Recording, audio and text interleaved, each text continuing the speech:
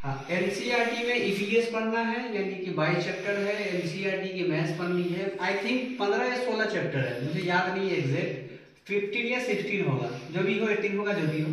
जितने भी चैप्टर हो, पतली ही बुक है, ज़्यादा मोटी बुक नहीं है। हाँ, इंग्लिश में जो है ना, बेसिकली इंग्लिश का जो सिलेबस है वो ग्रामर सिलेबस है। जैसे एडजेक्टिव वगैरह पढ़ना है, प्रोनाउन पढ़ना है, वर्ब पढ़ना है, ठीक है, कुछ कंप्रीहेंशंस पढ़ना है, उसके बाद सिनोनियम्स वगैरह पढ़ना है, इंटोनियम्स पढ़ना है ना। उसके बाद पंक्चुएशन भी पढ़ना है इसके अंदर। ये इनका सिलेबस है इंग्लिश का। ये है सिर्फ क्लास 6 के लिए। क्लास 6 में इतना जो है रट लो। अगर आज से अगर आप क्लास स्टार्ट करेंगे, पढ़ना शुरू करेंगे, तो आई थिंक 2 महीने हमारे लिए सफिशियंट है। और उसके बाद ये तो हो गया एनसीईआरटी है। सबसे ज्यादा वेटेज जो मार्क्स होते हैं, आई थिंक ये 50 मार्क्स के हैं ईवीएस के, और बाकी 25 मार्क्स है। मुझे याद नहीं है एग्जैक्ट, जो भी हो, लेकिन ज्यादा जो वेटेज मार्क्स है वो ईवीएस के है, ठीक है। तो टोटल यहाँ से आपको पढ़ने हैं। अच्छा, ये तो एनसीईआरटी हो गया सर, क्योंकि सिलेक्शन वहाँ जो होगा, जैसे लास्ट ईयर का जो कटअप गया था जनरल वालों का 88 गया था, और जो कश्मीरी मुस्लिम था उनका गया था 54 मार्क्स। पीडब्ल्यूडी वाले का भी 55 के आसपास गया था, ठीक है। हाँ, जनरल का मुझे याद है 88 गया था। तो इसका मतलब है कि कंपटीशन क्या है, हार्ड है, यानी थोड़ा ज्यादा अच्छा वाला कंपटीशन है।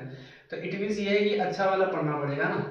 तो एनसीईआरटी से तो सिर्फ काम नहीं चलेगा, बट क्वेश्चंस वहीं से रिलेट करेगा। एनसीईआरटी भी अगर बार बार अगर पढ़ लेंगे, रिवाइव कर लेंगे, तो इनके अंदर रिफ्रेशर्स वगैरह आते हैं, इनका गाइड वगैरह आता है, बुक वगैरह, जैसे डॉक्टर सफीकुर रहमान है ना, वो पढ़ लीजिएगा आराम से। बस दोनों ही सफिशियंट होता है इनके लिए, 6ठी क्लास के लिए। ये तो आपका सिलेबस है। इसी तरीके से आ जाइए आप क्लास 9th के लिए। 8th क्लास का सब कुछ पढ़ना है। क्या क्या पढ़ना है इनके अंदर भैया? इनके अंदर साइंस पढ़ना है, चलिए, और क्या पढ़ना है? मैथ्स भी पढ़ना है, इंग्लिश भी पढ़ना है। ये तो कॉमन है, ये कॉमन है। बट एक और चीज इसके अंदर जुड़ जाएगा, सोशल स्टडीज, ठीक है। ये 2 चीजें जो है इनके अंदर ऐड हो जाएगा, और इसको पढ़ना पड़ेगा, ठीक है। और अलग अलग मार्क्स ऐड है, 30 मार्क्स है, 25 20 है, ऐसे करके जो है यहाँ पर आपका बनेगा, और ये पढ़ना पड़ेगा। तो ये 4 सब्जेक्ट है। इसके लिए क्या पढ़ना पड़ेगा भाई? तो भाई इसके लिए एनसीईआरटी प्योर पढ़ना है। एनसीईआरटी को लाइन बाय लाइन रट जाना है। किसको रटोगे? एसएसटी रटोगे ना, साइंस को समझोगे, मैथ्स को प्रैक्टिस करना ही पड़ेगा। इंग्लिश में भी जो है ना, इसके अंदर ग्रामर ही है, जैसे सेंटेंस के बारे में पूरी जानकारी, इसका पूरा सिलेबस बता देंगे हम। मैंने कहा अभी हम बात जो करें डिस्कस, वो सिलेबस के नॉर्मली क्या क्या चीज आने वाला है।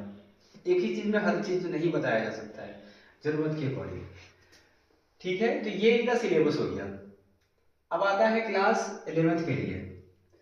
साइंस स्ट्रीम वाले हो तो भाई साइंस तो पढ़ना पड़ेगा पहला।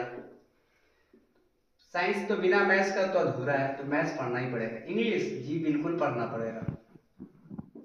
ये 3 चीजें है, और एक आएगा जीके, ये पढ़ना पड़ेगा, ठीक है।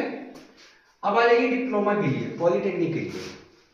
अब जैसे आएंगे इसके अंदर, साइंस तो पढ़ना पड़ेगा, लेकिन साइंस में बायोलॉजी नहीं होगा, फिजिक्स होगा,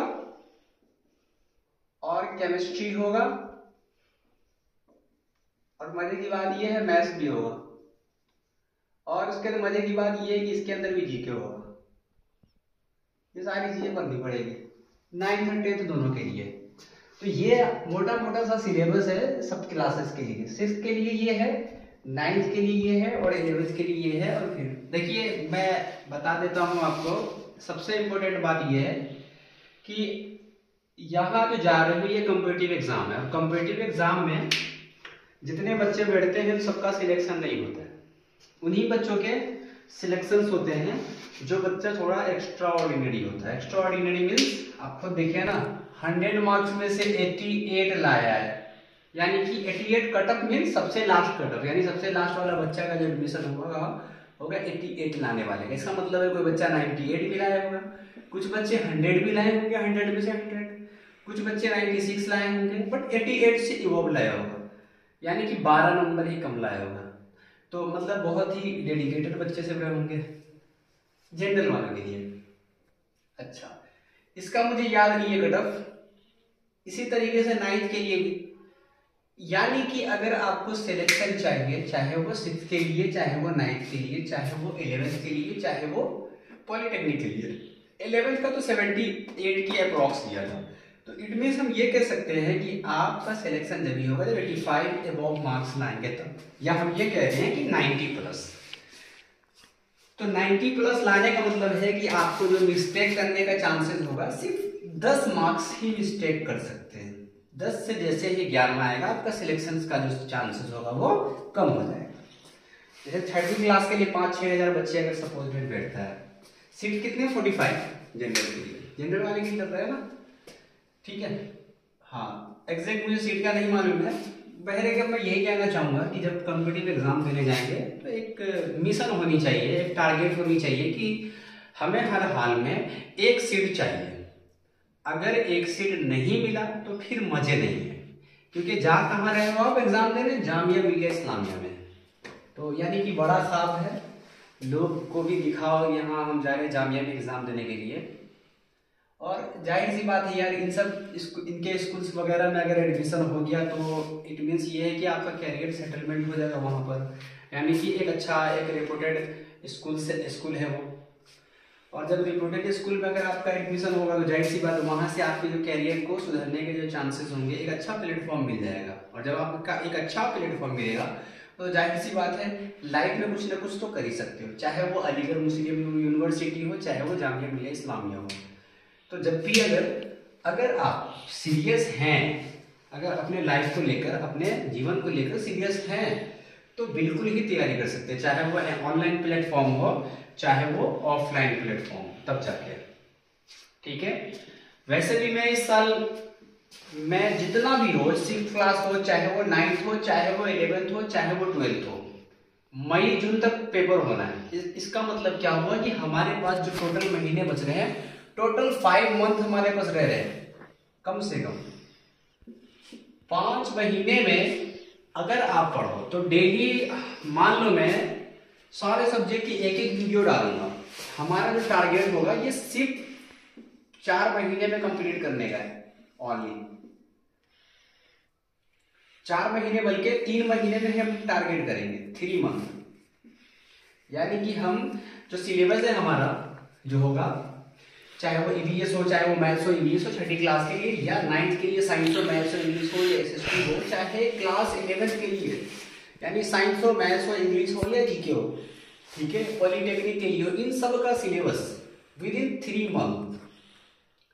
और ये सारी वीडियो, सारी क्लासेस के जो इंपोर्टेंट क्वेश्चंस होंगे, प्रीवियस ईयर के सॉल्यूशंस होंगे, ये सारी चीजें मैं वीडियोस के जरिए पढ़ाऊंगा। ये सिर्फ किस लिए है, ये सिर्फ इसलिए है क्योंकि आइडियल एजुकेशन पॉइंट हमेशा स्टूडेंट के बारे में सोचा है। और इंशाअल्लाह ताला जब तक हयात से रहूंगा, जब तक स्टूडेंट के लिए मैं हमेशा ये करता रहूंगा, और हमेशा होता रहेगा जब तक मैं हयात से हूँ। उसके बाद का पता नहीं, आई डोंट नो, बट 3 महीने में अगर कोई बच्चे डेडिकेटेड होकर पढ़े हो, किसी भी क्लास का हो, गारंटी के साथ कहता हूँ बच्चे का सिलेक्शन होना तय है, पढ़ेगा तब डेडिकेटेड हो गया। लेकिन कुछ बच्चे अगर ऐसे हो जिन बच्चों को ऑनलाइन प्लेटफॉर्म पे, जाहिर सी बात है वहां पर मेरे कांटेक्ट नहीं होंगे, तो बच्चे कांटेक्ट नहीं कर सकते हैं। बट अगर वो पढ़ना चाहता हो ऑफलाइन क्लासेस से, तो दिल्ली में मेरा कोचिंग सेंटर है, आप आ सकते हो यहाँ भी क्लासेस के लिए, यहाँ भी पढ़ सकते हो। अफोर्डेबल फीस में आपको पूरी तैयारी वगैरह कराई जाएगी, क्योंकि मैं अगर वीडियो बनाऊंगा तो एक जाहिर सी बात है सिर्फ वीडियो ही जाएंगे। बट अगर कोई बच्चा दिल्ली से बाहर है, वो बच्चे मोस्ट वेलकम है, वो ऑनलाइन पढ़ सकते हैं बढ़िया से। तैयारी की बात रही, फ्री ऑफ कॉस्ट जो स्टडी मटेरियल होगी वो भी हम कोशिश करेंगे प्रोवाइड करवाने का, ठीक है। लेकिन अगर कोई बच्चे ऐसा हो जो कि फी को अफोर्ड कर सकता हो स्टडी मटेरियल के लिए, सिर्फ लेक्चर के लिए नहीं, तो वो बच्चे दे देंगे।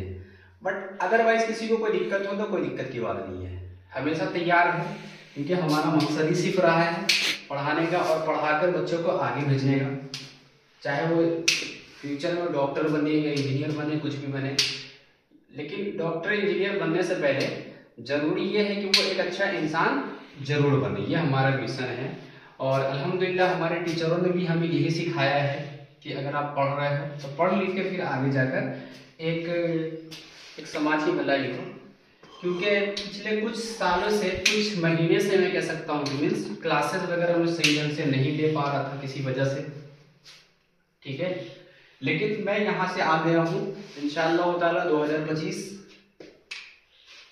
में, चाहे वो किसी भी चीज़ की तैयारी हो, उन सब की तैयारी में सही ढंग से यहाँ करवाऊंगा। और बच्चे की मेरी पूरी कोशिश होगी कि बच्चे सिलेक्शन होकर जाएं और इन सब जगह पर एडमिशन ले, और लेने के बाद एक अच्छा नागरिक, एक अच्छा सिटीजन बने, चाहे वो डॉक्टर बने, चाहे इंजीनियर बने, कुछ ना कुछ लाइफ में एक अच्छा गोल अचीव करे। लेकिन मैं फिर भी बताऊंगा, इंसान का जो एज होता है एक लिमिटेड एज होता है। इसीलिए अगर जो बच्चा 6th में हो, चाहे वो 9th में हो, चाहे वो 11th में जाने वाला हो, या फिर पॉलिटेक्निक में जाने वाला हो, वो बच्चे बिल्कुल आप सही ढंग से स्टडी करें, पढ़ाई करें और फोकस हो। भाई फ्रेंडशिप, दोस्ती यारी वो बात की बातें हैं, वो होती रहेगी। बट अगर फ्यूचर में भी स्कूल लाइफ में जी रहे हो आप, अगर सही ढंग से भी पढ़ के अगर कहीं पर सिलेक्शन ले लोगे तो आराम से हो जाएगा।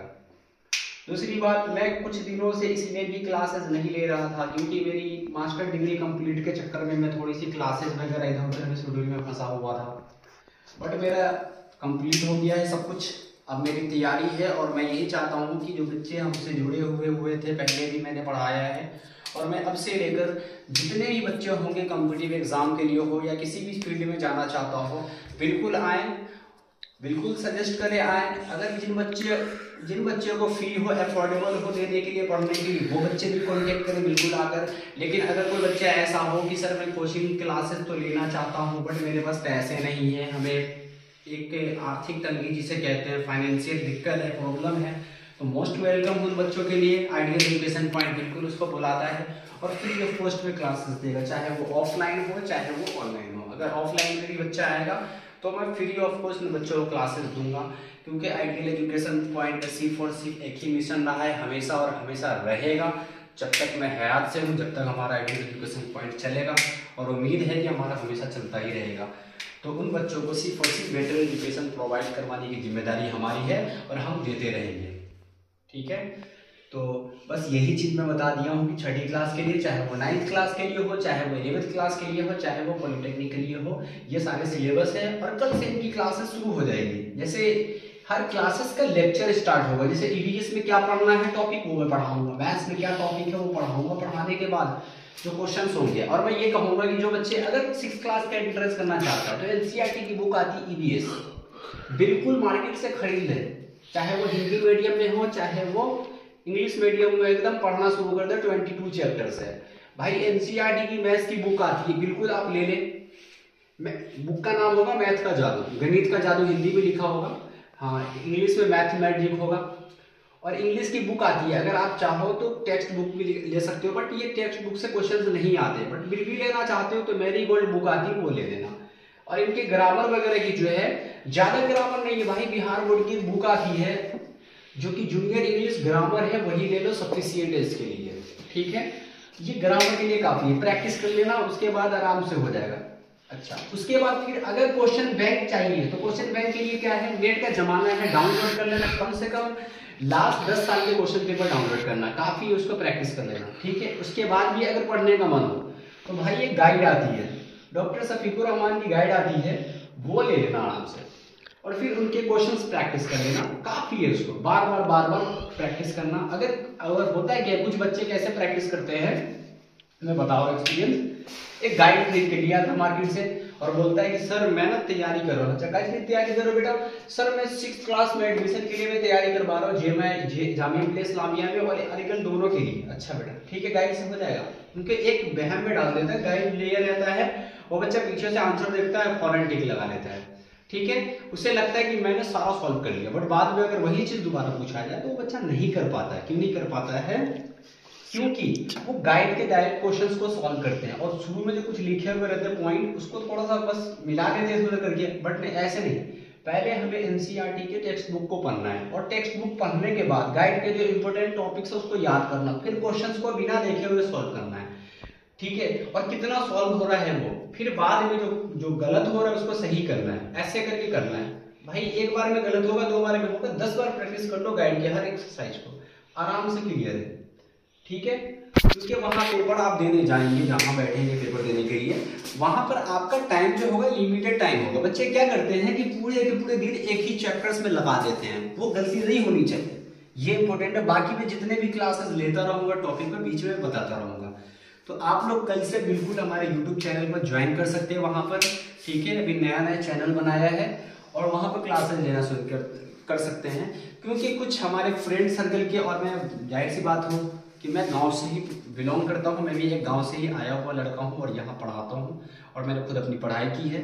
तो मेरा मानना ये है कि गांव के जो बच्चे हैं वो बच्चे को अगर सही ढंग से एक इन जैसे कॉलेजेस के स्कूल्स में, अगर जामिया मिल्लिया इस्लामिया के इसमें स्कूल में एडमिशन का मौका मिल जाए या अलीगढ़ के स्कूल में मौका मिल जाए, तो हमारे लिए क्या है, ज़्यादा नहीं है, 2 से 3 घंटे हमें लगना है लेक्चर देने में। क्या है, हमारी वजह से अगर किसी का भलाई हो जाए तो क्या दिक्कत है, बिल्कुल करनी चाहिए। और हम क्या है, हमारे जैसे न जाने कितने लाखों करोड़ों लोग ऐसे हैं जो हमेशा समाज की भलाई के लिए लगे रहते हैं। और जिंदगी में यार अपने लिए जीना क्या इंपॉर्टेंट है, जीना है तो उसके लिए जियो, समाज के लिए जियो। ऐसा अगर आप दुनिया में आए और अगर आपसे किसी को फायदा नहीं हो रहा है तो बेकार है फिर। तो जिंदगी का मकसद ये होनी चाहिए कि अगर हमने जो चीज सीखा है, किसी ने तो सिखाया ही होगा। अब जिससे सीखा है और सीख के अगर तुम आप दूसरे को नहीं ट्रांसफर करोगे और उससे दूसरे की कौम की भलाई नहीं होगी, किसी का फायदा नहीं होगा इंसानियत का, तो फिर क्या है फायदा यार, जिंदगी बेकार है। तो सबसे पहला एक मोटिव होनी चाहिए कि अगर हमने जिस चीज को अचीव किया है, जो चीज सीख लिया है, इससे दूसरे की भी भलाई हो जाए। कुछ लोग की मेंटेलिटी होता है कि यार अभी नहीं, हम बाद में करेंगे भलाई। यार बाद में तुम्हारे पास हेल्थ रहेगा तब तो, जिंदगी बीतेगा, बुढ़ापा आ जाएगा, उस वक्त यही है बस सोचते रहोगे अच्छा हमारे बच्चे हो गए, उनके बारे में सोचना है। उम्र यही है, इस उम्र में ही कुछ करो और इसी उम्र में भलाई करना शुरू कर दो। मैं तो अगर हमारे देश के आज़ादी दिलाने के लिए अगर भगत सिंह जी 24 साल में उनको फांसी दे दिया, उनको शहीद कर दिया गया, तो क्या वो उनकी मेंटेलिटी भी तो ये होनी चाहिए कि नहीं यार अभी मैं जवान हूँ, क्यों जाए देश के लिए, पहले थोड़ा सेटल हो जाते, कैरियर बना लेते, उसके बाद वो ये सारी चीज़ें आता रहता है।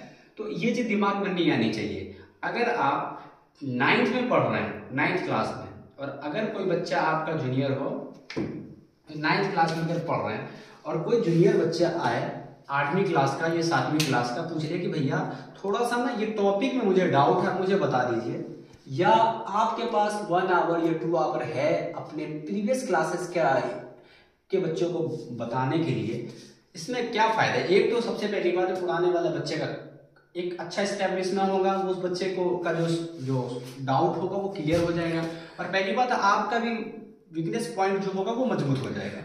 और ठीक है, तो ये चीज नहीं लानी चाहिए। और घमंड क्या है यार, कुछ नहीं, ये दुनिया में आए हैं, रहना जिंदगी मर के जाना, जितना भलाई हो जाए किसी का करते रहनी चाहिए। मेरी मेंटेलिटी यही है। और मैं अल्हम्दुलिल्लाह, मैं अभी भी कह रहा हूँ, जो भी ऑफलाइन में जिन बच्चों को लगता है कि भाई कैरियर में हम पढ़ना चाहते हैं बट हमारे पास पैसे नहीं है, फाइनेंशियल दिक्कत है, आप बिल्कुल आइडियल एजुकेशन पॉइंट में फ्री ऑफ कॉस्ट पढ़ाएंगे हम। लेकिन अगर जिस बच्चे को है कैपेबल कि मैं दे सकता हूँ, तो बिल्कुल कोई दिक्कत नहीं, वो दे सकता है यहाँ पर। और मैं जब फीस भी हमारे कोचिंग सेंटर में हमेशा, आज से नहीं, 2016 से लगातार एक नॉमिनल फीस में हम लोग पढ़ाते हैं, अफोर्डेबल फीस में। बहुत सारे बच्चे यहाँ से पढ़ के गए हैं, 90s वाले भी आए, सब आए। तो उन बच्चों के भी ऐसा ही है, नॉर्मली है। अभी तो 2016 से ज़्यादा दिन हुआ नहीं है, 9 साल होने वाला है, अभी 8 साल हुआ है।